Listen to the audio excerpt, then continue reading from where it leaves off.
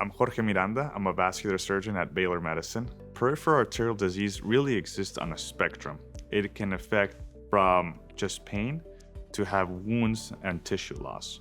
What we call that is rest pain. When a patient has pain at rest, meaning they're not doing any sort of activity and they're having pain in the legs, that could be symptoms of peripheral arterial disease.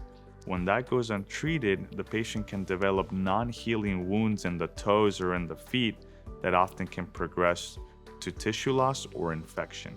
To that end, here at Baylor Medicine, we have various treatment ways to treat that, both minimally invasive with endovascular repair or open repairs to treat that and get the patient back to a functional baseline where they can heal their wounds and they can walk pain-free.